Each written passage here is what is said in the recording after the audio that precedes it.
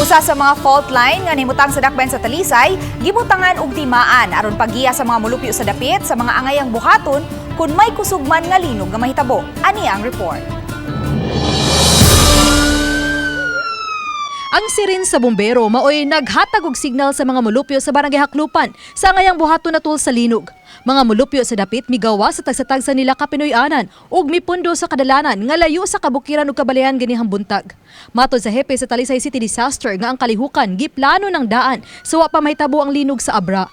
Samtang ang direktor sa Office of the Civil Defense mihulagway sa Walk the Fault nga usa sa labing importanteng kalihukan aron masayod ang mga molupyo sa presensya sa fault line. It's very important nga sila makaibaw aron inig panahon anang disaster o mahitabo na siyang hazard, they know what to do.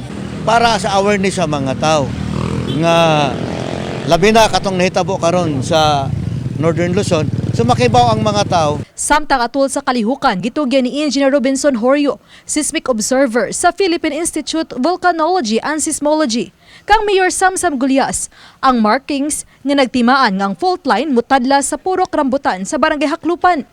May yellow markings usab nga gibutang sa daan. Gipasabot ni Horio ang mga molupyo sa dapit nga ang paglihok sa yuta tungod sa buak ilawom sa yuta nga pasaka og padung sa kabukiran. Samtang alang kang Gulyas, ang ayang muhimo sa subsub nga information campaign ang dakbayan uban sa FIVOX aron makalingkawas sa mga molupyo gikan sa kadaot. Gihangop sa mayor ang kalihukan kay labing unang local government ang Talisay City nga nahimuan sa FIVOX og marking sa fault line. Kung asa gyud nag-traverse ang atong giingon nga fault line diri sa Cebu.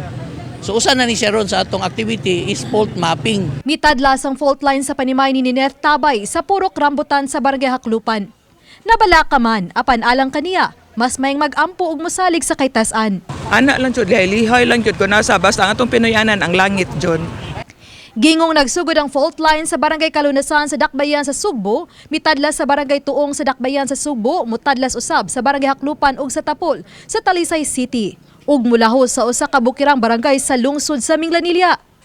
Gawa sa mga opisyal sa barangay sa Haklupan ug sa Tapol, mitambong usab ang mga opisyal sa barangay Manipis ug Campo 4 nga posibleng makasinati og landslide kung may kusog nga linog nga motayog sa barangay Haklupan ug sa Tapol.